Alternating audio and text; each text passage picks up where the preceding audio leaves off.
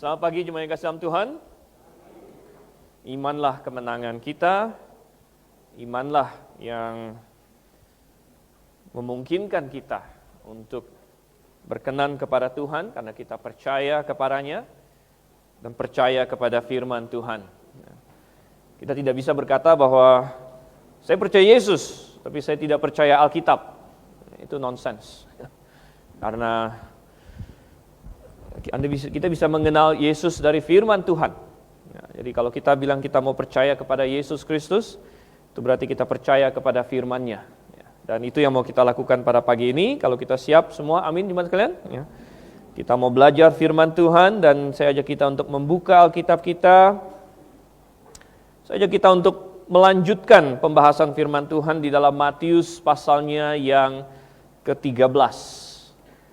Matius pasalnya yang ke-13, kita akan lihat ayat yang ke-47 sampai dengan ayat yang ke-52.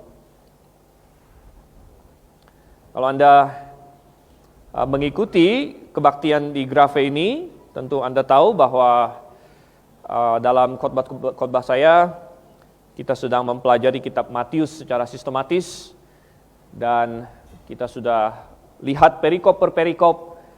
Kita sudah sampai di dalam Matius 13 ayat 47 ini. Kalau sudah dapat, mari kita baca bersama. Kita akan baca silih berganti. Saya mulai ayat 47, jemaat ayat 48, demikian sampai ayat yang ke-52. Demikian firman Tuhan. Demikian pula, hal kerajaan sorga itu seumpama pukat yang dilabuhkan di laut, lalu mengumpulkan berbagai-bagai jenis ikan.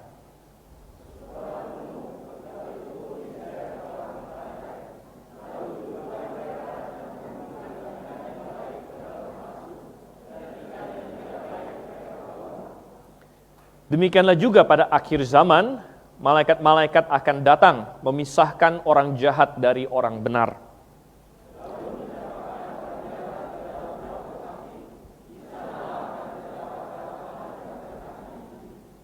Mengertikah kamu semuanya itu? Mereka menjawab, ya kami mengerti.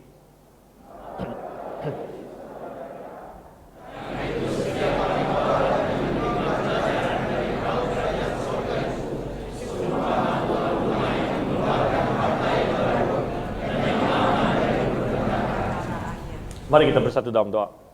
Bapa di surga, Tuhan, kami sangat mengucap syukur untuk kasih setiamu kepada kami.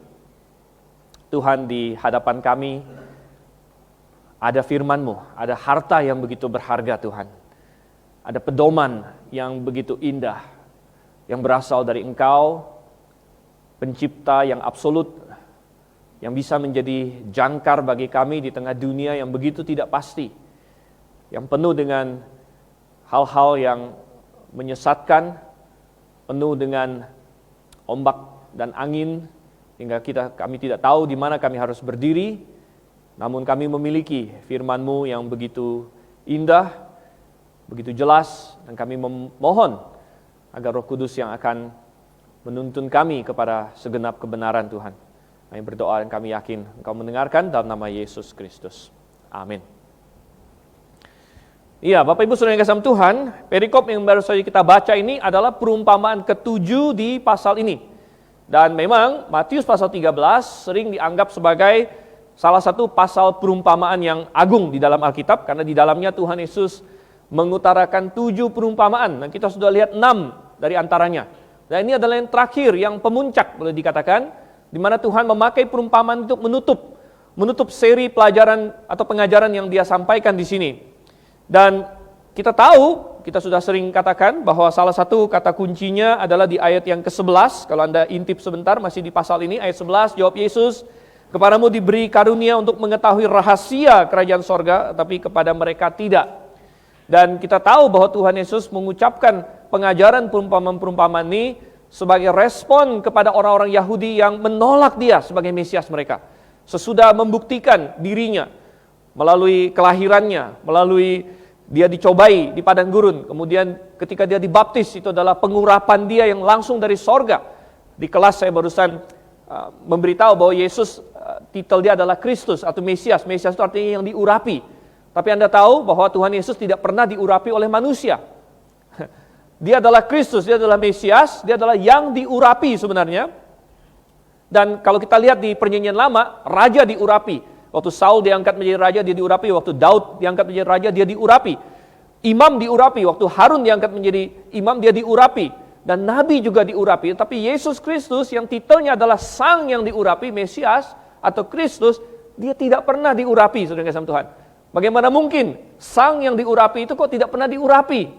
Tidak seperti dalam Perjanjian Lama. Tapi kita melihat bahwa ternyata Yesus Kristus bukan diurapi oleh manusia. Dia tidak diurapi oleh manusia karena tidak ada manusia yang berhak untuk mengurapi dia. Melainkan pengurapan atas Yesus Kristus terjadi pada saat dia dibaptis. Pada saat dibaptis, pada itu Roh Kudus turun ke atas dirinya. Seperti burung merpati katanya. Itu adalah pengurapan yang langsung dari Allah Bapanya di sorga. Dan Allah Bapa langsung berseru, inilah anakku yang kukasihi, kepadanya lah aku berkenan. Dan Tuhan Yesus sudah menunjukkan semua itu. Tuhan Yesus menunjukkan, membuktikan melalui mujizat-mujizat yang dilakukan. Mujizat-mujizat yang tidak pernah terdengar sebelumnya.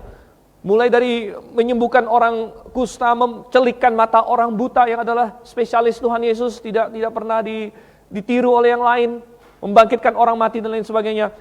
Tuhan membuktikan bahwa dia adalah Tuhan, dia adalah Mesias, namun dia tetap ditolak. Manusia menolak dia, umat yang mestinya menerimanya menolak dia, dan akhirnya Tuhan mempersiapkan suatu fase yang disebut sebagai rahasia kerajaan surga. Rahasia bukan karena Tuhan tidak ingin kita tahu. Kalau Tuhan tidak ingin kita tahu, dia tidak akan kasih tahu pada kita.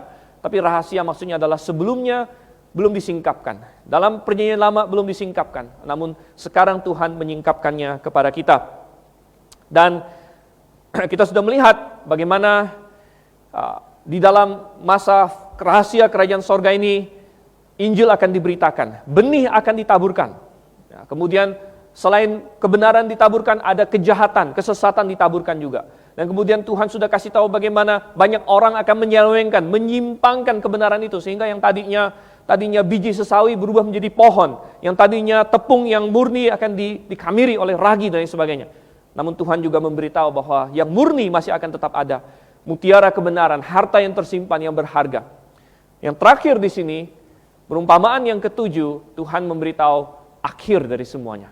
Tuhan memberitahu ujung-ujungnya akan seperti apa di akhir dari semuanya. Dan ini akan menjadi kesimpulan bagi kita atas semua yang Tuhan Yesus singkapkan.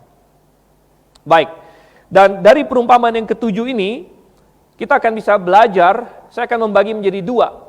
Yaitu kita belajar dari detil-detil yang disampaikan oleh perumpamaan ini. Dan yang kedua kita akan belajar dari prinsip-prinsipnya. Jadi ada detil dan ada prinsip. Ketika kita bicara mengenai detil, kita akan melihat kata-kata tertentu yang muncul, kenapa Tuhan pakai istilah ini, dan lain sebagainya. Dan kemudian kita akan melihat prinsipnya. Prinsipnya adalah prinsip-prinsip besar yang diajarkan oleh perumpamaan ini. Apa saja saudara yang kasih Tuhan, detil-detil pertama yang diajarkan di dalam perumpamaan ini. Yang pertama, coba kita melihat ada kata akhir zaman di ayat yang ke-49 di sini. Ini detil pertama yang akan kita lihat, ayat 49, perhatikan lagi. Demikian juga pada akhir zaman. Malaikat-malaikat akan datang memisahkan orang jahat dari orang benar, lalu mencampakkan orang jahat ke dalam dapur api. Jadi yang pertama harus kita selidiki dulu dari perumpamaan ini adalah mengenai waktu kapan perumpamaan ini berbicara. Kapan apa yang disebutkan dalam perumpamaan ini akan terjadi. Nah, kita berkata akhir zaman. Dan banyak orang punya suatu konsep yang salah mengenai apa itu akhir zaman sebenarnya. Akhir zaman itu kapan? Dan sebenarnya saudara yang kasih dalam Tuhan, akhir zaman ini ada dipakai dalam Alkitab. Kalau orang berkata akhir zaman, kita bertanya, apakah kita sudah di akhir zaman atau belum? Apakah saat ini sudah akhir zaman atau belum? Banyak orang berpikir bahwa akhir zaman itu, tunggu nanti. Tunggu nanti mungkin saat dunia kiamat katanya. Dunia kiamatnya bagaimana? Ya tergantung dia terpengaruh oleh film yang mana. Kalau dia habis nonton film asteroid, dunia hancur karena ditabrak asteroid, gitu kan? Kalau dia habis nonton film apalagi tentang global warming atau apa, dunia hancur karena kerendam air katanya.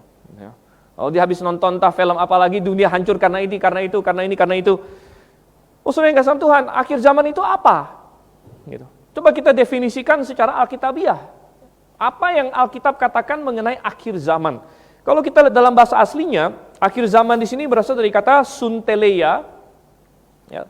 Kalau Anda melihat kata teleia, itu ada hubungan dengan kata teleos. Ya.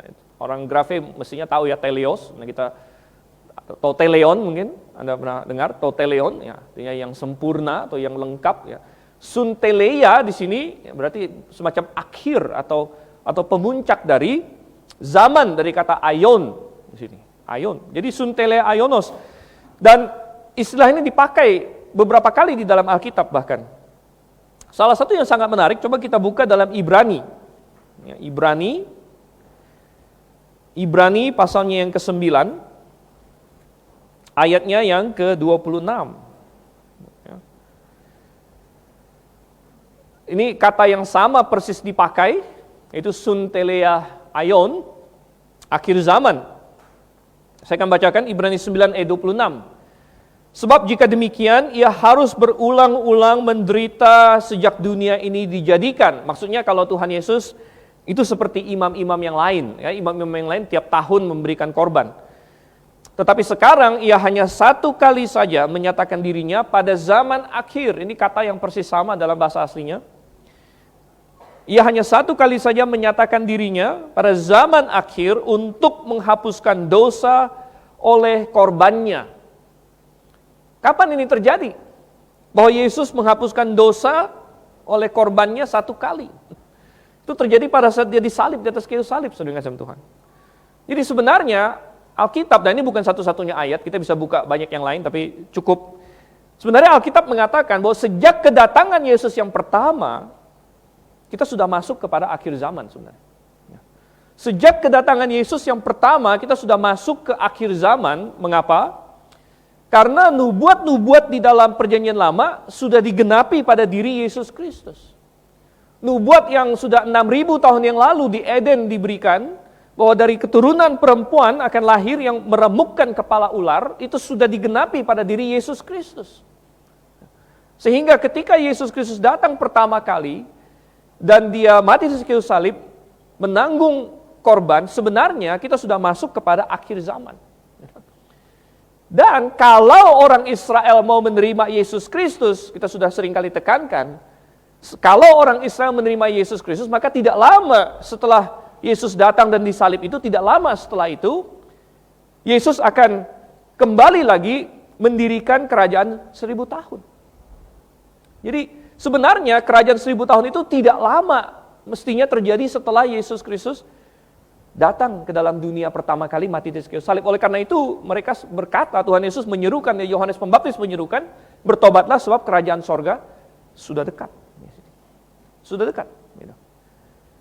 Dan karena orang Israel menolak Yesus, maka kerajaan itu ditangguhkan sementara. Dipospon. Tetapi diposponnya berapa lama Tuhan tidak bilang. Dan Tuhan hanya bilang, bisa datang kapan saja.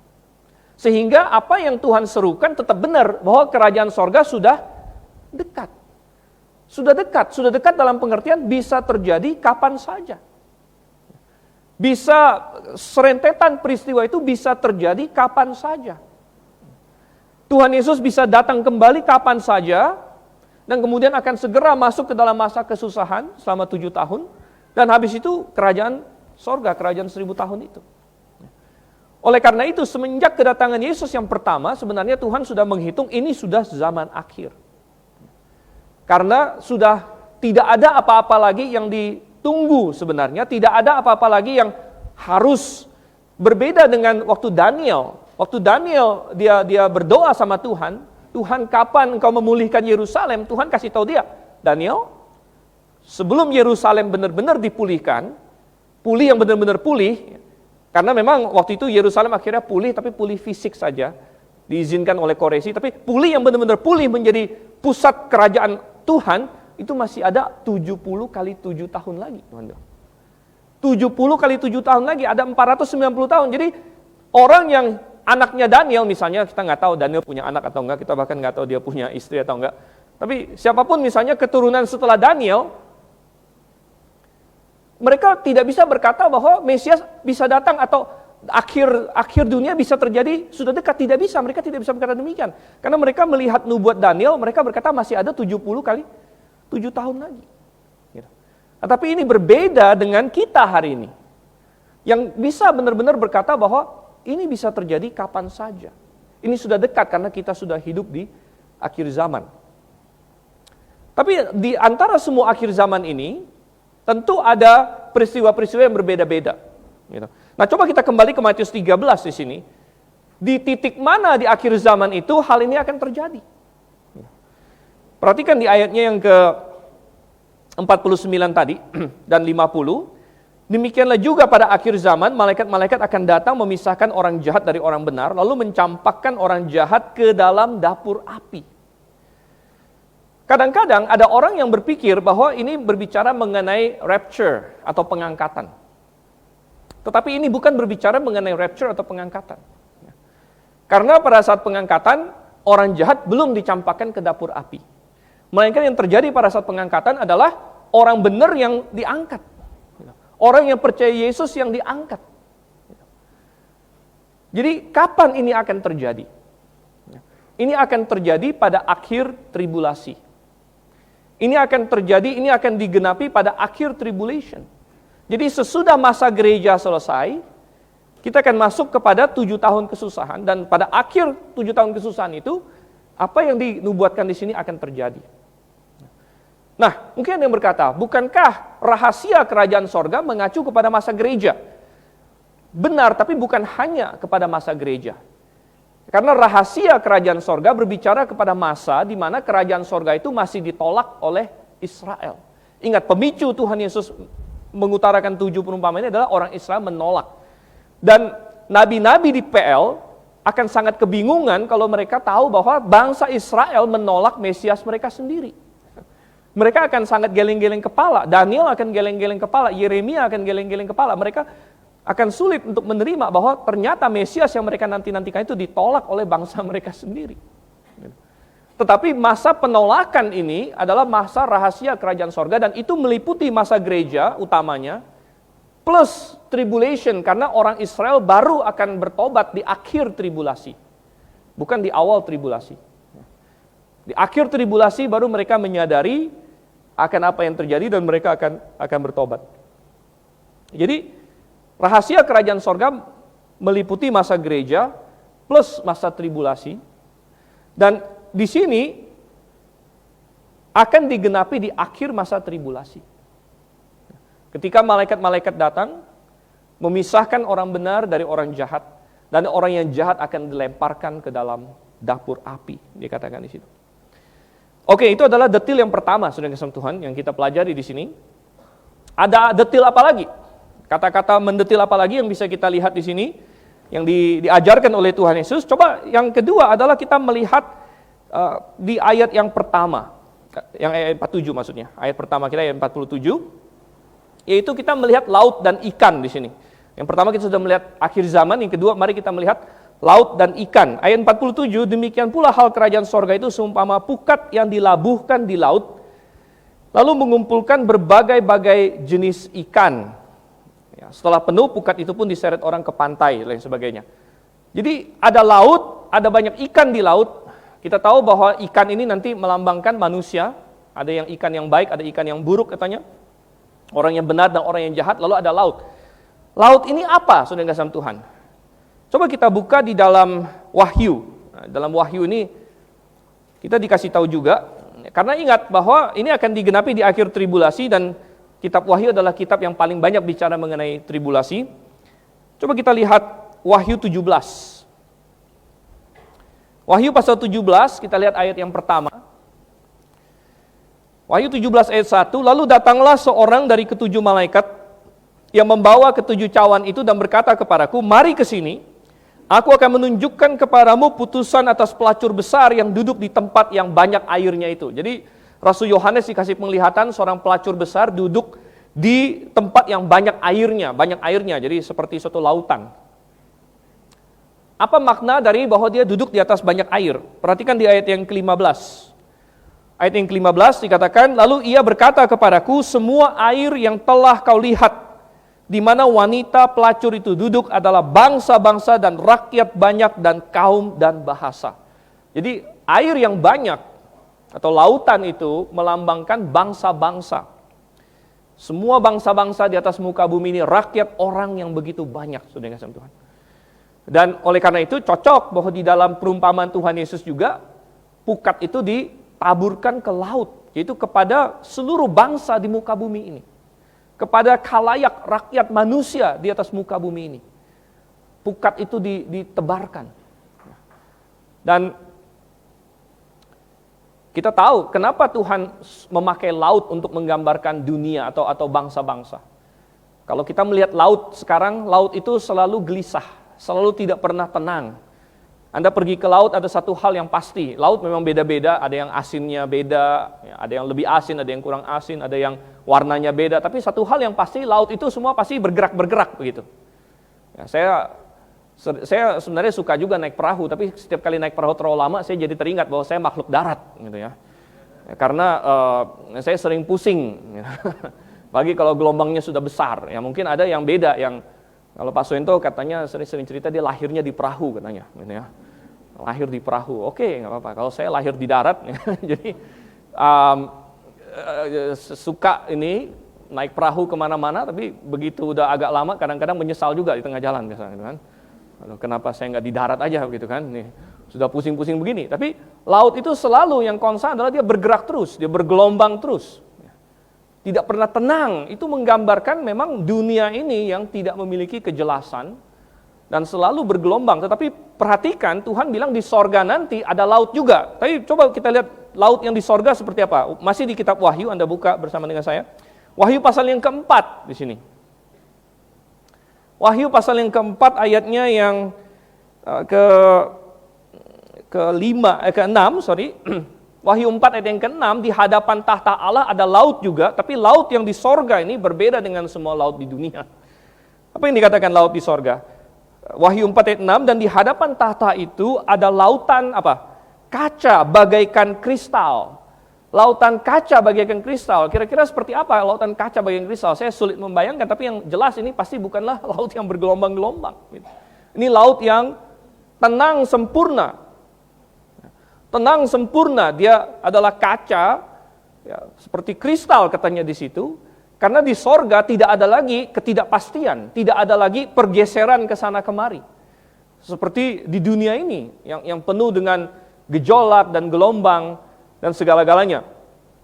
Tapi Tuhan sering memakai ini sebagai gambaran atas dunia sekarang. Ya, bahwa dunia ini penuh dengan ketidakpastian, oleh karena itu kita perlu memiliki yang pasti di dunia ini. Gitu.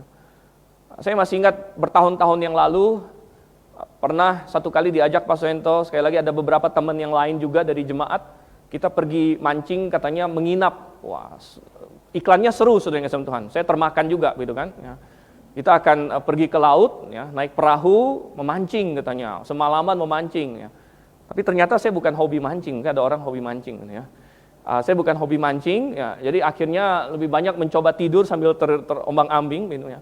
Tapi kadang-kadang di tengah-tengah laut itu ada mereka pasang pokoknya ada tempat-tempat itulah yang ditancap jauh ke dalam, tempat mereka cari udang lah, cari apa, pokoknya itu tempat yang kokoh gitu istilahnya, nggak goyang-goyang di situ. Nah, saya ingat ada satu orang jemaat yang sepanjang malam muntah, akhirnya dia minta untuk manjat ke sana, sudah kasih Tuhan, karena di sana tidak goyang-goyang begitu ya, tidak goyang-goyang. Nah, jadi di tengah dunia yang goyang-goyang ini kita perlu ada sesuatu yang tidak goyang. Kalau tidak kita akan pusing, menjadi digoyangkan. Digoyang kanan, goyang kiri, nggak jelas. Kita harus punya sesuatu yang absolut. Ya. Kalau kita tidak punya sesuatu yang absolut, kita terhilang. Ya. Dan puji Tuhan kita memiliki sesuatu yang absolut, yaitu firman Tuhan. Ya. Firman Tuhan, Alkitab ini adalah absolut. Segala macam ide, segala macam filosofi, segala macam pengajaran, harus selalu kita bandingkan dengan Alkitab ini. Ya. Karena ini adalah yang absolut. Yang absolut di dalam hidup kita. Nah, kembali ke Matius pasal 13, laut, tapi menarik juga ikan, bahwa manusia digambarkan ikan ini sangat menarik. ikan ada yang katanya ikan yang baik, ikan yang jahat. Kenapa sangat menarik? Karena Tuhan Yesus pernah berkata kepada Petrus, waktu Petrus masih suka tangkap ikan, Tuhan Yesus berkata kepada dia bahwa kamu tidak lagi akan menjadi penjala ikan, tapi aku akan menjadikan kamu penjala manusia. Jadi Petrus yang tadinya suka nangkap ikan, dia bilang sekarang kamu akan menjala manusia. Menjala manusia. Dan dalam perumpamaannya yang ketujuh di sini, ya, Tuhan mengibaratkan ada banyak ikan di laut, ada pukat, dan pukat itu akan menarik semuanya.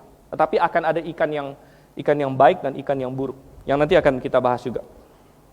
Oke, itu adalah detil kedua yang kita pelajari di sini. Detil pertama kita melihat tadi akhir zaman. Detil kedua tadi kita melihat ada masalah laut, ada ikan-ikan di dalamnya. Ada detil yang ketiga yang bisa menjadi pelajaran kita, yaitu saya ingin kita berfokus ke masalah malaikat di sini. Malaikat, coba kita lihat ayat yang ke-49 lagi. Dia ada berbicara tentang malaikat. Demikian juga pada akhir zaman, malaikat-malaikat akan datang memisahkan orang jahat dari antara orang benar. Jadi ada peran malaikat yang luar biasa di sini. Dan malaikat adalah makhluk yang real, dia bukan makhluk yang bohong-bohongan, tetapi malaikat yang dalam Alkitab berbeda dengan malaikat dalam pemikiran banyak orang hari ini. Banyak orang memikirkan malaikat identik dengan bidadari bahkan. Malaikat digambarkan perempuan, malaikat digambarkan feminim dan sebagainya. Alkitab tidak pernah menggambarkan malaikat feminim. Dalam bahasa aslinya angelos, malaikat selalu digambarkan maskulin. Dan malaikat adalah makhluk yang benar-benar ada, yang diciptakan oleh Tuhan. Dan hari ini, di masa sekarang ini, malaikat berlaku atau bertindak low profile. Di masa perjanjian baru ini, malaikat bertindak secara low profile. Tetapi, Tuhan memberitahu kita bahwa nanti ketika masuk ke masa tribulation, Tuhan akan menyuruh malaikat untuk melakukan tindakan-tindakan yang lebih nyata, lebih kelihatan. Anda kita bisa baca kitab Wahyu sekali lagi. Kalau nggak salah semester depan akan ada eksegesis kitab Wahyu. Jadi kalau bagi jemaat yang tertarik ikut, kita ada eksegesis kitab Wahyu. Tapi kalau Anda baca kitab Wahyu, hampir semua pasal dalam kitab Wahyu ada bicara tentang malaikat. Ada bicara tentang malaikat. Ada malaikat di matahari, ada malaikat di air, ada malaikat yang berkuasa atas api dan lain sebagainya. Jadi bahkan ada malaikat yang akan terbang di tengah langit lalu memberitakan Injil dan lain sebagainya. Itu semua ada. Jadi peran malaikat akan jauh-jauh lebih prominent di masa tribulation. Nah, di masa gereja hari ini, malaikat juga ada, tapi mereka sepertinya ada instruksi dari Tuhan mungkin. Mereka tidak bertindak seprominent yang akan terjadi di masa tribulation. Tapi mereka ada dan mereka punya pelayanan. Coba kita buka dalam Ibrani.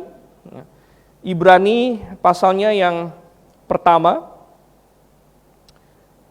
Ayatnya yang ke-13 dan 14. Ibrani 1 ayat 13 dan 14. Dan kepada siapakah di antara malaikat itu pernah ia berkata, duduklah di sebelah kananku sampai kubuat musuh-musuhmu menjadi tumpuan kakimu. Maksudnya Tuhan Yesus jauh lebih hebat dari malaikat. Jadi ini mematahkan semua teori bahwa Tuhan Yesus itu Gabriel dan sebagainya. Salah total ya, Tuhan Yesus adalah Allah, bukan malaikat. Dan ayat 14, bukankah mereka semua, maksudnya malaikat, adalah roh-roh yang melayani, yang diutus untuk melayani mereka yang harus memperoleh keselamatan. Jadi, malaikat punya tugas pelayanan, salah satunya mereka melayani orang-orang yang sudah diselamatkan bahkan. Ya, melayani kita, melayani orang-orang yang sudah diselamatkan. Jadi ini luar biasa sekali, bahwa mereka ada saat ini, dan mereka memperhatikan kita. Ya, kalau kita baca di Perjanjian Lama, malaikat ikut terlibat. Ketika Daniel berdoa, Anda baca nanti Daniel pasal 9, ketika Daniel mulai berdoa, Tuhan langsung mengutus malaikat kepadanya. Dan malaikat itu memberitahu Daniel, hai Daniel, engkau yang dikasihi. Sebenarnya waktu engkau mulai berdoa, Tuhan sudah mengutus aku. Tetapi katanya raja negeri Persia berdiri menghadapi aku. Nah, itu berbicara mengenai roh jahat. Dan kita bisa melihat ada suatu dunia yang kita tidak bisa lihat. Dunia rohani, dunia malaikat, yang sebenarnya ada sesuatu terjadi di sana. Nah, Tuhan tidak singkapkan banyak kepada kita. Kenapa? Karena kita tahu pun percuma. Kita harus melakukan tugas kita. Kita nggak usah mikirin bagaimana malaikatnya ini ya. Gimana saya tolong malaikatnya begitu. nggak usah dipikirkan, saudara. Anda lakukan tugas Anda, kita lakukan tugas kita. Ya. Malaikat punya porsinya mereka. Tapi ada dunia itu di sana. Ya. Dan di masa perjanjian baru gimana? Di masa perjanjian baru juga ada, malaikat rupanya memperhatikan kita juga. Sama seperti malaikat memperhatikan Israel di perjanjian lama, memperhatikan Daniel. Ketika Daniel berdoa, demikian juga ada malaikat-malaikat yang memperhatikan. Memperhatikan kita sedang berjemaat. Anda tahu bahwa kita saat ini bukan hanya live di Facebook dan YouTube, mungkin juga ada live entah di channel malaikat mana, saudara. Kalau mereka pakai channel, gitu ya. Tapi mereka memperhatikan. Coba kita buka dalam 1 Korintus. 1 Korintus pasalnya yang ke-11.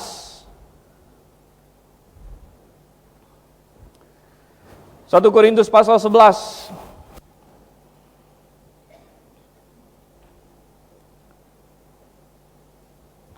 Dan kita bisa lihat konteksnya ya, dari ayat 8, Anda bisa baca dari ayat 8 sampai ayat 16. Saya baca di sini, sebab laki-laki tidak berasal dari perempuan, tapi perempuan berasal dari laki-laki. Tuhan di sini ingin menekankan bahwa ada perbedaan peran antara laki-laki dan perempuan di dalam jemaat dan di dalam rumah tangga, dalam masyarakat. Ayat 9, dan laki-laki tidak diciptakan karena perempuan, tapi perempuan diciptakan karena laki-laki. Ayat 10, sebab itu perempuan harus memakai tanda wibawa di kepalanya oleh karena para malaikat. Oleh karena para malaikat. Malaikat ada memperhatikan. Kita baca terus ayat 11, namun demikian dalam Tuhan tidak ada perempuan tanpa laki-laki dan tidak ada laki-laki tanpa perempuan. Jadi bukan berarti yang satu lebih superior dari yang lain. Laki-laki tidak lebih superior dari wanita, wanita tidak lebih inferior, tapi mereka diberikan peran yang berbeda. Masing-masing punya tanggung jawab masing-masing.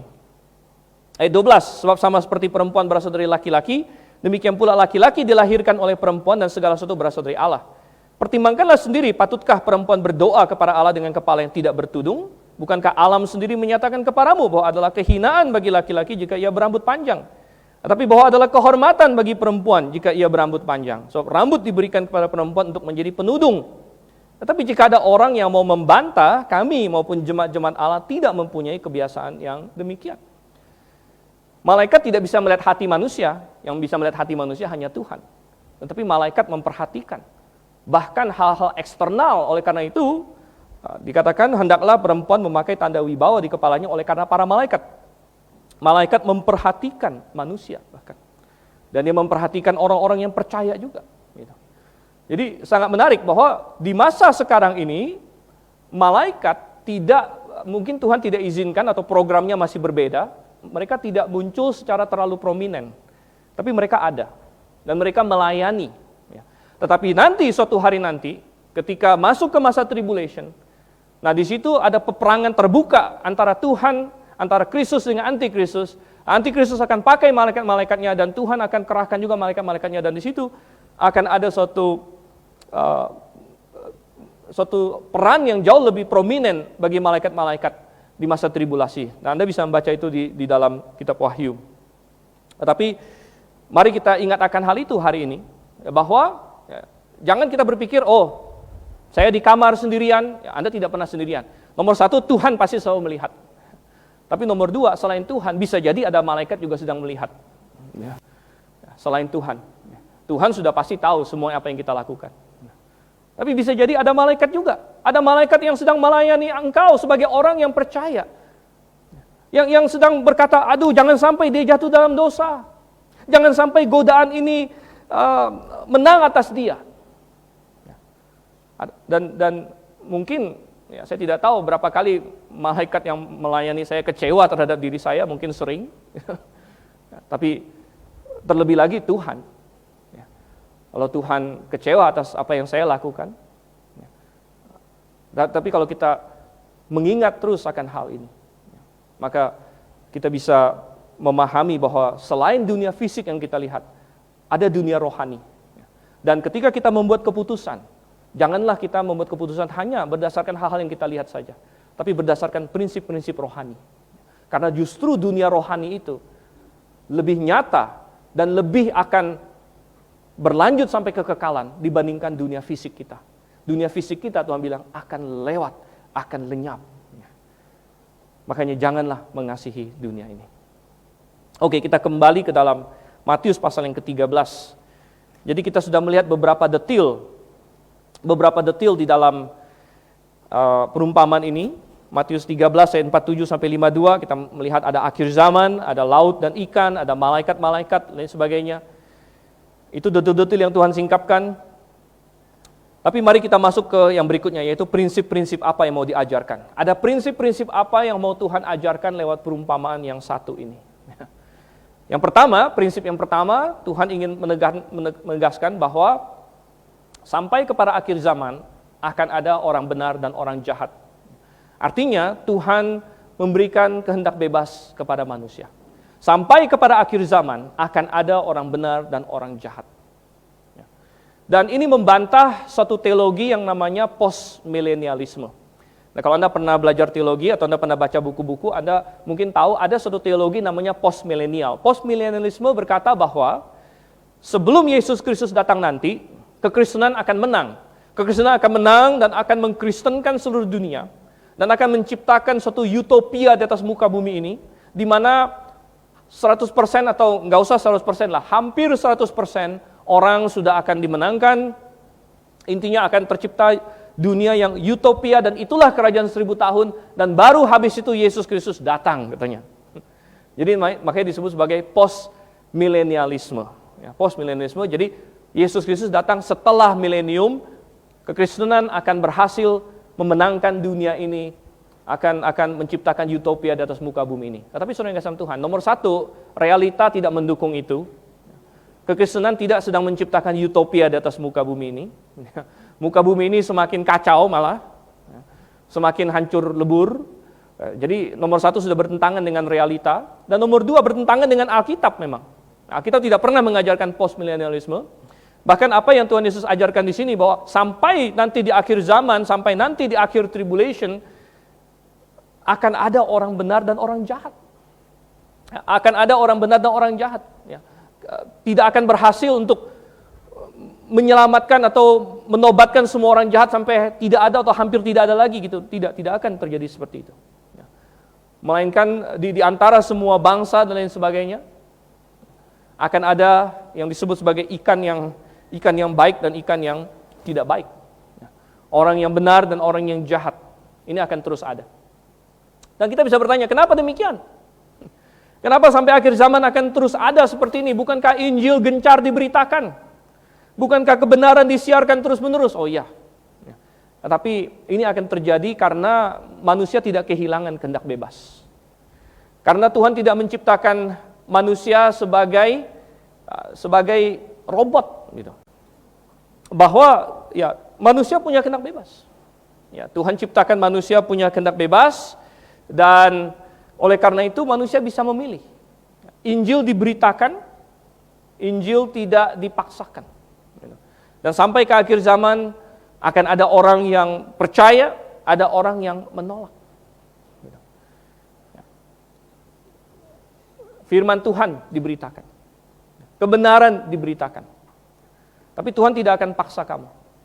Sekalipun kamu besar di gereja, sekalipun kamu dari kecil sekolah minggu, sekalipun kamu punya status orang Kristen atau apapun juga, Tuhan tidak akan paksakan, tapi Tuhan akan terus mengetuk hati. Nah, ada orang yang tidak suka akan hal ini. Mereka bilang itu berarti Tuhan itu dibuat lemah katanya. Kalau Tuhan mengetuk hati kita kayak lemah, mestinya Tuhan itu kuat, mungkin kayak polisi, kayak SWAT team, pintu hatinya didobrak gitu kan. Ya. Kalau Tuhan itu kuat kan seperti itu katanya. Ngapain ketuk-ketuk pintu orang? Ya. Tuhan kan maha kuasa. Ya. Itu kuasa kayak SWAT team aja langsung didobrak. Gitu. Ya, kalau Tuhan mau bisa. Tapi kalau dia berbuat seperti itu, maka bukan manusia lagi yang diciptakan. Gitu. Bahkan Tuhan sendiri yang berkata di Wahyu, aku berdiri di muka pintu dan mengetuk. Barang siapa yang mau membukakan pintu, aku akan masuk ke dalam dan aku akan makan bersama dengan dia. Dan kami akan bersekutu. Karena Tuhan menginginkan persekutuan yang demikian antara manusia dengan dirinya. Karena dia menciptakan manusia sesuai dengan gambar dan rupanya. Tetapi kita bisa belajar dari sini bahwa kita tidak usah kaget bahwa di dunia ini ada orang jahat. Coba kita buka bahkan di dalam 2 Timotius. 2 Timotius pasal 3. 2 2 Timotius pasal 3 ayatnya yang ke-13. 2 Timotius pasal 3 ayat yang ke-13, bahkan sudah ada peringatan. Dikatakan, sedangkan, atau dari ayat 12, memang setiap orang yang mau hidup beribadah di dalam Kristus Yesus akan menderita aniaya. Sedangkan orang jahat dan penipu akan bertambah jahat. Mereka menyesatkan dan disesatkan. Tuhan bahkan memperingatkan bahwa kesesatan akan semakin bertambah, kejahatan akan makin parah, semakin berjalannya waktu. Ini adalah peringatan Tuhan, saudara. Oleh karena itu kita tidak perlu kaget juga bahwa di antara orang-orang yang mengaku diri Kristen, di antara orang yang memakai label Kristen, itu pun akan ada campuran, akan ada orang yang benar dan ada orang yang jahat. Karena label eksternal Kristen itu tidak menjamin apa-apa. Yang Tuhan inginkan adalah kelahiran baru. Jadi di dunia ini hanya ada dua macam orang, yaitu orang yang sudah lahir baru, sudah di dalam Kristus, dan orang yang di luar Kristus. Yang tidak lahir baru, dan orang yang di luar Kristus ini labelnya bisa macam-macam, saudara. Labelnya bisa non-Kristen, labelnya bisa juga Kristen.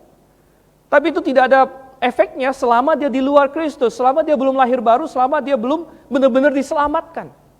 Benar-benar sudah bertobat, percaya Yesus, sudah memiliki kepastian masuk surga, maka dia di luar Kristus. Entah apapun label dia. Dan ada banyak di antara mereka yang labelnya masih Kristen. Sehingga kita tidak perlu heran kalau misalnya di dalam kalangan dengan label Kristen pun ada yang benar dan ada yang jahat.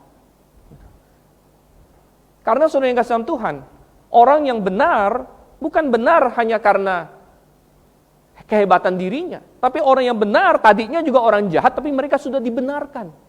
Mereka sudah dibenarkan karena mereka menerima Yesus Kristus sebagai Tuhan dan Juru Selamat, dan karena mereka sudah diselamatkan itu, maka kelakuan mereka juga berubah, dan mereka mulai mengejar kekudusan. Mereka mulai menyadari bahwa ternyata yang diinginkan dunia ini bertolak belakang apa yang Tuhan inginkan. Ternyata hal-hal dunia ini bertolak belakang. Keinginan daging, hal-hal yang membuat saya kecanduan. Segala macam. Mulai dari alkohol, mulai dari pornografi, mulai dari narkoba atau rokok atau sejenisnya. Hal-hal yang membuat saya kecanduan. Ini adalah hal-hal yang kedagingan. Dan saya sebagai orang yang percaya, saya sudah ditebus dari itu. Saya sudah berubah dari itu. Dan perilaku dia berubah. Tapi sebenarnya orang yang benar ini tadinya juga orang jahat. Tapi diselamatkan, dibenarkan. Dibenarkan. Dan kemudian hidup dia berubah. Tetapi di kalangan semua yang mengaku diri Kristen pun, ada yang benar dan ada yang jahat. Karena dia hanya labelnya saja Kristen, tapi dia tidak memiliki kelahiran baru itu. Maka oleh karena itu kita bilang bahwa kita tidak heran, karena saya sering ketemu orang yang berkata, saya tidak mau menjadi Kristen. Kenapa? Saya ketemu orang Kristen, dia begini. Saya ketemu orang Kristen, ternyata bisnis sama saya, dia tipu saya. Saya ketemu dengan orang Kristen, dia mencurangin saya. Oke. Apakah itu bisa terjadi? Sangat bisa. Kenapa? Kembali, Alkitab menegaskan bahwa ternyata ada orang benar dan ada orang jahat. Ada orang benar, ada orang jahat. Tidak semua orang diselamatkan, bahkan di antara orang yang memakai nama Kristen sekalipun. Coba kita kembali ke dalam Matius pasalnya yang ke-13 di sini. Matius pasalnya yang ke-13. Kita melihat prinsip yang kedua. Prinsip yang pertama adalah tadi ada kehendak bebas, sehingga sampai akhir zaman nanti tetap ada orang benar dan ada orang jahat. Prinsip yang kedua adalah kita melihat Tuhan Yesus menegaskan nasib orang-orang yang terhilang. Nasib orang-orang yang terhilang. Coba kita lihat ayat 49 dan 50 lagi. Ini ayat kuncinya di sini. Demikian pula pada akhir zaman, malaikat-malaikat akan datang memisahkan orang jahat dari orang benar, lalu mencampakkan orang jahat ke dalam dapur api. Di sana akan terdapat ratapan dan kertakan gigi. Tuhan Yesus kembali menegaskan tentang nasib orang yang jahat, yang tidak pernah menerima pembenaran itu. Mereka disebut jahat bukan karena ada orang yang gak jahat. Sekali lagi semua orang sudah berdosa. Tetapi mereka disebut jahat di sini karena Tuhan sudah sediakan pengampunan atas dosa mereka. Tuhan sudah sediakan caranya mereka bisa dibenarkan. Tuhan sudah berkata melalui pengorbanan Yesus Kristus, dosamu bisa diampuni, kamu bisa diberikan status orang benar. Tapi mereka menolak itu. Mereka tidak percaya itu. Mereka mengolok-olok itu. Atau bahkan mereka menolak itu sama sekali. Dan Tuhan berkata bahwa orang-orang demikian nasibnya akan dicampakkan ke dalam dapur api. Ini menegaskan kepada kita realita neraka. Saudara, hari ini doktrin tentang neraka itu sangat tidak populer. Sangat tidak populer. Saya bukan tidak tahu, saya ada baca buku-buku dari kalangan lain yang memberikan tips-tips supaya gerejanya berkembang. Apa tipsnya? Jangan khotbah yang galak-galak katanya. Jangan khotbah yang tentang neraka, tentang penghakiman. Karena orang zaman sekarang gak suka dengar khotbah seperti itu. Orang zaman sekarang maunya mendengar khotbah yang positif. Lalu dipakai alasan begini, orang sudah dari Senin sampai Sabtu tuh capek di kantor katanya. Maunya ke gereja itu dibangkitkan katanya. Ya. Maunya datang ke gereja itu dihibur. Maunya datang ke gereja itu dikasih sesuatu yang positif saja. Jadi jangan khotbah yang negatif-negatif. Gereja Anda nggak akan bertumbuh kalau begitu. Tapi saudara yang kasih Tuhan, Anda tahu bahwa Tuhan Yesus lebih banyak bicara soal neraka daripada sorga. Tuhan Yesus adalah satu-satunya yang turun dari sorga yang bisa kasih tahu kita tentang sorga.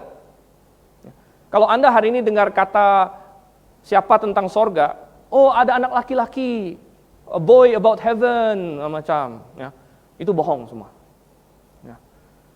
Ada orang bilang, oh saya dibawa tur ke sorga. Nah, saya bilang, Anda masih mau turun berarti bodoh, gitu kan? Kalau Anda tur ke sorga. Itu bohong semua. Satu-satunya yang pernah ada di sorga dan yang bisa memberitahukan kita adalah Yesus Kristus. Tetapi Yesus Kristus waktu dia di muka bumi ini, Anda baca Injil, dia lebih banyak bicara soal neraka daripada tentang sorga. Berkali-kali dia bicara tentang neraka. Berkali-kali dia berkata, jangan sampai kamu masuk ke sana. Lebih baik bagimu kalau misalnya matamu dicungkil satu, tanganmu dipenggal satu, kakimu dipenggal satu, daripada kamu masuk ke tempat itu.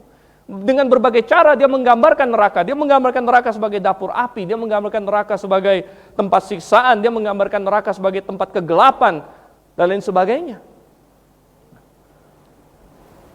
Oh, Yesus Kristus kurang positif rupanya. Kurang positif dia. Tapi saudara yang kasih Tuhan, kita perlu tahu tentang realita neraka. Tuhan ingin kita tahu tentang hal itu. Dan neraka bukanlah suatu tempat fiktif dan juga bukan suatu alegori. Karena ada orang hari ini berkata, oh neraka itu hanya metafora. Sebenarnya neraka itu maksudnya hilang manusia itu, jadi namanya doktrin annihilationism. Artinya kalau orang binasa itu ya akhirnya dia hilang, kayak sapi dipotong ya hilang begitu. Jadi manusia yang binasa itu ya dia akan hilang begitu saja. Tetapi Alkitab tidak berkata demikian. Tuhan Yesus yang tahu segala sesuatu tidak berkata demikian. Karena dia berkata akan dilemparkan ke dalam dapur api, di sanalah terdapat ratapan dan kertakan gigi.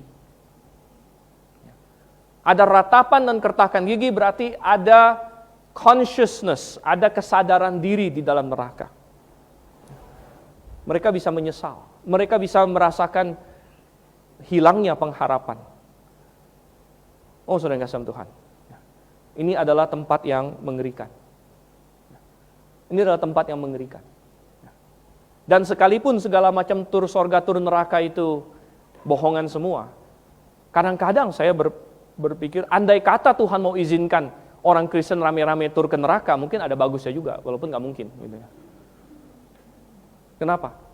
Saya yakin kalau Tuhan izinkan kita tur ke neraka 5 menit, kita semua balik-balik akan menjadi penginjil nomor 1, saudara. Ini serius. Kalau Tuhan bisa memperlihatkan kepada kita neraka yang sesungguhnya, mungkin kita semua setelah itu akan berkata, saya akan memberitakan Injil. Saya akan memakai hidup saya untuk menyampaikan kabar baik. Saya ingin pakai hidup saya untuk menyelamatkan sebanyak mungkin orang. Karena saya melihat betapa buruknya neraka itu.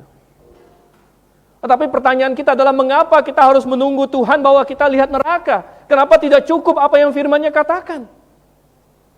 Apakah kita kurang beriman tentang apa yang dikatakan di sini tentang neraka? Apakah kita lebih mengandalkan Tuhan, saya mau lihat neraka dulu? Baru saya menyadari berapa buruknya itu. Dan bagaimana kasihannya nasib orang-orang yang akan sampai ke sana. Oh saudara, mestinya kita tidak perlu melihat neraka. Sama seperti kita tidak perlu melihat Yesus secara fisik hadir di hadapan kita. Seperti Thomas yang berkata, sampai aku mencucukkan jariku ke dalam lubang pakunya, aku tidak akan percaya. Dan Tuhan bilang, Thomas, cucukkan. Kamu melihat, makanya kamu percaya. Berbahagialah mereka yang tidak melihat, namun percaya. Tidak melihat, namun percaya. Bukan hanya mengenai Yesus, tapi mengenai sorga, mengenai neraka. Percaya semua yang terkandung dalam firman ini. Itu artinya percaya. Maka kita akan berkata, ya, ini adalah tempat yang mengerikan. Bagaimana saya bisa memenangkan sebanyak mungkin orang? Saya tidak bisa menangkan semua. Itu sudah dinubuatkan. Sampai akhir zaman ada orang benar, ada orang jahat. Saya tidak bisa menangkan semua. Ada ikan baik, ada ikan buruk. Saya tidak bisa menangkan semua. Tapi yang bisa saya menangkan, saya akan menangkan. Pernah ada satu cerita tentang satu orang. Kalau kita tinggal di tepi laut, kita akan sadar. Biasanya kalau malamnya badai, pasti paginya itu agak kotor di pantai itu. Karena segala macam kotoran dan sebagainya, bahkan binatang-binatang laut banyak yang mati disapu ke pantai. Jadi ada satu orang ini, dia berjalan di tepi pantai, malam sebelumnya ada badai yang hebat sekali. Badai yang luar biasa, gelombang angin kencang. Paginya sudah tenang, dia jalan di pantai itu. Lalu di kejauhan dia ada lihat satu orang. Orang itu sedang membungkuk, lalu lempar barang, ke laut. Dia dekati orang tersebut, dia lihat orang tersebut sedang mengambil binatang-binatang laut seperti bintang laut, ya, kemudian ada kerang-kerang dan lain sebagainya. Bintang laut terutama, dia lempar ke dalam air lagi. Dan orang itu berkata, apa yang sedang kamu lakukan? Oh, ini binatang-binatang ini karena badai mereka terdampar sekarang. Dan sebentar lagi matahari akan sangat terik dan mereka akan mati. Jadi saya ambil satu persatu, saya lempar balik ke laut. Dan orang itu melihat, rupanya pantai itu panjang sekali, berkilometer-kilometer dari panjang sana. Dia berkata pada orang itu, Sir, ya, kamu tahu bahwa sebentar lagi matahari akan terik. Ya. Kamu tidak akan bisa menyelesaikan pantai ini. Kamu tidak akan bisa selesaikan pantai ini. Masih ada beribu-ribu, nggak tahu berapa banyak yang akan mati. Seberapa banyak pun yang kamu lempar, mati, mereka akan mati. Dan orang itu berkata, ya saya tahu. Terus ngapain kamu masih berbuat seperti ini? Bukankah ribuan itu tetap akan mati? Benar, dia bilang. Saya tidak bisa selamatkan semua dan ribuan akan tetap mati. Dan mungkin untuk secara keseluruhan saya tidak membuat perbedaan besar. Tapi dia ambil satu, dia bilang. Tapi bagi satu ini yang saya lempar, perbedaannya besar. Mungkin bagi ribuan yang lain apa yang saya lakukan perbedaannya tidak besar. Tapi ada satu ini yang saya lempar balik ke laut dan bagi dia perbedaannya besar. Antara dia hidup atau mati. Saudara, mungkin Anda kadang-kadang sebagai orang Kristen kita menjadi pesimis, kita menjadi down dan kita berkata, ada begitu banyak orang tersesat di dunia ini dan begitu banyak yang menyerang kita dan lain sebagainya sehingga kadang-kadang sudahlah. Toh apa yang bisa saya lakukan? Tapi jangan kita berpikir demikian. Jangan kita berpikir demikian karena apa? Karena kita harus selalu ingat, kita bukan hanya bicara mengenai manusia, tapi kita bicara mengenai individu. Ada orang-orang di dekat kita, ada orang-orang yang bersinggungan dengan kita, mungkin keluarga kita, mungkin teman kita, mungkin orang yang kita kenal entah berapa tahun, yang kalau kita bawakan Injil kepada dia, itu bisa sangat-sangat mengubah hidupnya dalam kekekalan nanti. Dan kita perlu menyampaikan itu kepada mereka. Jangan sampai suatu hari nanti kita menyesal. Karena kita di sorga. Dan ada begitu banyak orang yang ada di neraka, yang sebenarnya kita punya kesempatan, tapi kita tidak pernah sampaikan kepada mereka bagaimana mereka bisa ke sorga. Padahal kita memiliki jawabannya. Kalau kita sudah sampaikan dan dia tolak, oke. Tapi lebih sering adalah kita tidak pernah menyampaikan. Kita tidak pernah memberitakan. Kita terkungkung oleh ketakutan kita. Kita terkungkung oleh rasa tidak enak kita. Kita terkungkung karena kita takut dikira orang aneh. Terkungkung karena kita takut dianggap lain sendiri, fanatik, dan lain sebagainya. Ya. Tetapi saudara yang kasih dalam Tuhan, kalau kita melihat dari segi kekekalan, ya, maka itu semua tidak ada artinya. Dan ini memimpin kita kepada prinsip yang ketiga. Coba kita lihat kembali ke Matius pasal 13. Matius pasal yang ke-13, prinsip yang pertama adalah bahwa ada kehendak bebas, sampai akhir zaman tetap ada orang benar, orang jahat. Prinsip yang kedua adalah realita neraka. Realita neraka, Tuhan Yesus mengajarkan itu dengan sangat tegas. Dan prinsip yang ketiga adalah bahwa orang yang sudah kenal kebenaran, kita punya tanggung jawab untuk memberitakan kebenaran. Bagaimana Tuhan Yesus menutup 7 perumpamannya ini? Kita lihat di ayat 51 dan 52. Di ayat 51 Tuhan Yesus berkata, mengertikah kamu semuanya itu? Tuhan Yesus bertanya begini, karena di beberapa perumpamaan awal, murid-murid nggak ngerti. Dan mereka tanya, Tuhan apa maksudnya itu? Seperti waktu Tuhan Yesus kasih perumpamaan tentang ada gandum dan lalang segala macam. Murid-muridnya bertanya kepadanya, maksudnya apa? Akhirnya Tuhan Yesus jelaskan. Tapi kemudian sepertinya murid-muridnya mulai paham prinsip-prinsipnya. Sehingga setelah Tuhan Yesus selesai menyatakan 7 perumpamaan ini, dia mengecek mereka satu kali lagi. Mengertikah kamu semuanya itu? Mereka menjawab, ya kami mengerti. Ya kami mengerti. Ini langkah pertama saudara. Kita harus memahami dulu kebenaran. Ya. Kalau kita belum memahami kebenaran, kita harus menyelidiki terus. Kita harus paham kebenaran. Tapi Tuhan Yesus tidak stop sampai di sana. Tuhan Yesus berkata di ayat 52 apa?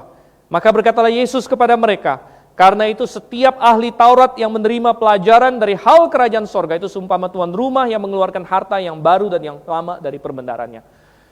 Saudara, kalau kita melihat kata ahli Taurat dalam Injil, seringkali pemikiran kita negatif. Ya, karena ahli Taurat itu sering digabungkan dengan Farisi. Jadi orang-orang Farisi dan ahli-ahli Taurat katanya. Gitu kan. Nah mereka ini yang menganiaya Tuhan Yesus dan sebagainya, yang menolak Tuhan Yesus. Tetapi sebenarnya istilah ahli Taurat itu tidak harus negatif. Istilah ahli Taurat itu artinya apa? Ahli Taurat itu istilahnya orang yang meneliti hukum. Dalam bahasa aslinya dia memakai kata gramateus malah.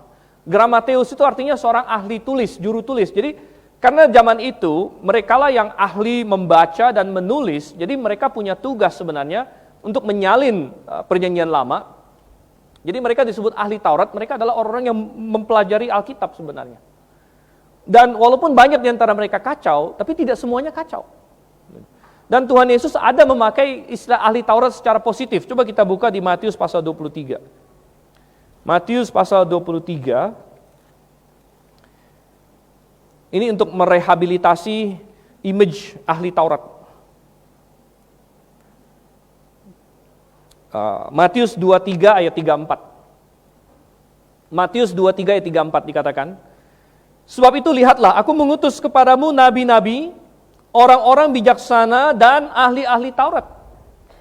Separuh di antara mereka akan kamu bunuh dan kamu salibkan, dan yang lain akan kamu sesa di rumah-rumah ibadatmu, dan kamu aniaya dari kota ke kota. Jelas ini penggunaan ahli Taurat dalam pengertian yang positif.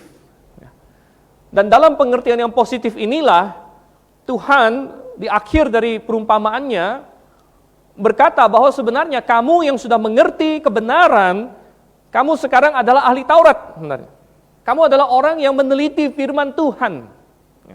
Kamu adalah orang yang mempelajari Alkitab, dan Tuhan ingin agar setiap orang yang percaya kepadanya memang mempelajari firman-Nya. Kita harus menjadi orang yang mempelajari firman Tuhan. Kadang-kadang saya sering ketemu orang, ya kalau ngomong-ngomong, ntar dia bilangnya begini, saya hanya orang awam, gitu kan? Saya hanya orang awam, gitu ya. Saudara, kekristenan tidak membedakan kelas awam dan kelas yang lain lagi, begitu. Tidak ada istilah itu dalam Alkitab, saudara. Ada istilah awam, Anda baca di dalam Perjanjian Lama, awam dipakai untuk membedakan awam dengan imam. Jadi di PL ada awam, ada imam, ada awam. Imam itu boleh mempersembahkan korban, boleh masuk ke kemah suci. Lalu ada orang awam, orang Israel awam yang tidak boleh melakukan itu. Tapi di dalam PB tidak ada bahwa kalian itu awam, saya ini imam, itu nggak ada. Melainkan di dalam perjanjian baru, Tuhan ingin setiap orang menjadi ahli Taurat, ahli Alkitab. Setiap orang harus mempelajari firman Tuhan, harus mengerti firman Tuhan, dan kemudian dia harus mengeluarkan dari perbendaharanya.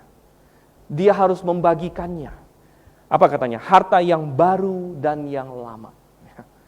Tuhan Yesus mengacu kepada yang baru dan yang lama. Yang lama adalah hal-hal yang ada di dalam perjanjian lama di zaman Tuhan Yesus.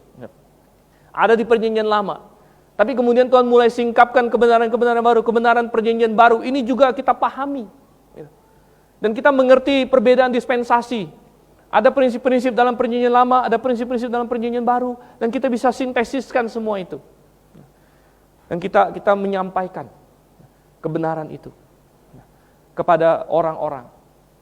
Dan kita perlu, karena sekali lagi, realita tentang neraka, realita tentang kebinasaan bagi mereka yang tidak mengenal Yesus Kristus, itu adalah hal yang selalu ada dalam pikiran kita.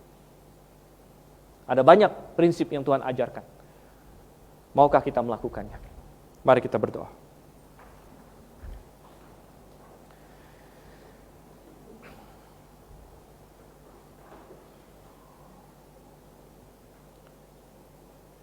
Bapa di surga,